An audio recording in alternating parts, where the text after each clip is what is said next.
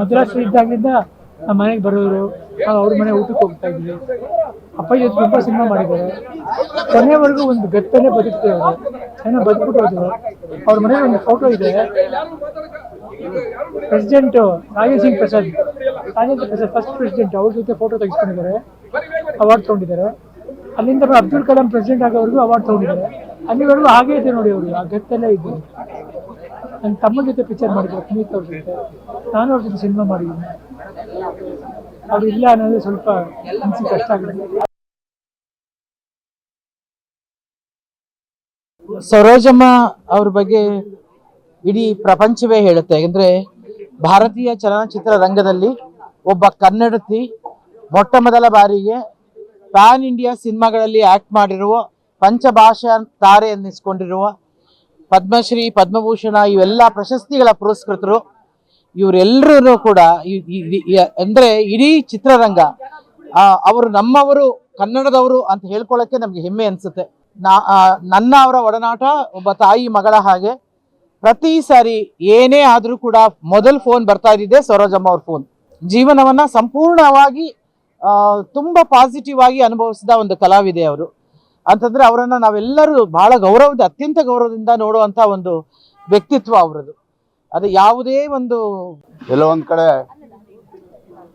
ಇವತ್ತು ಬಿ ಸರೋಜ ದೇವಿ ಅವ್ರನ್ನ ಕಳ್ಕೊಂಡು ಒಂದು ಚಿತ್ರರಂಗ ಅನಾಥವಾಗಿದೆ. ಬಹುಶಃ ರಾಜ್ಕುಮಾರ್ ತೀರ್ಕೊಂಡಂಥ ಸಂದರ್ಭದಲ್ಲಿ ನಾವೆಲ್ಲರೂ ಕೂಡ ಆ ನೋವನ್ನು ಅನುಭವಿಸಿದ್ದು. ಇವತ್ತು ಅವರ ಸಮಕಾಲೀನರು ಪಂಚಭಾಷೆ ತಾರೆ. ಯಾಕೆ ಅಂತ ಹೇಳಿದ್ರೆ ಒಬ್ಬ ಕನ್ನಡತಿ ಪಂಚಭಾಷೆಯಲ್ಲಿ ನಡೆಸೋದಿದೆಯಲ್ಲ, ಅದು ದೊಡ್ಡ ವಿಷಯ. ಒಂದು ಕನ್ನಡ ಚಿತ್ರರಂಗಕ್ಕೆ ಒಂದು ಕೀರ್ತಿಯನ್ನು ತಂದುಕೊಟ್ಟಂಥವ್ರು ಸರೋಜಮ್ಮ ಅವರು. ಬಹುಶಃ ಇವತ್ತಿಗೂ ಕೂಡ ನಾವು ಅವ್ರನ್ನ ನೆನೆಸ್ಕೋಬೇಕು. ಅವ್ರಿಗೆ ಬಿರುದನ್ನೇ ಕೊಟ್ಟಿದ್ದಾರೆ.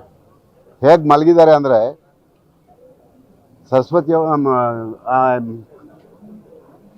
ಅವರು ಒಂದು ಬಿರುದು ಕೊಟ್ಟಿದ್ರು ವಿ ಸರೋಜದೇವಿ ಅವರಿಗೆ. ಅದೇ ಥರ ಇವತ್ತು ಮಲಗಿದ್ದಾರೆ. ಇಡೀ ಚಿತ್ರರಂಗ ಇವತ್ತು ನೋವಿನಲ್ಲಿದೆ.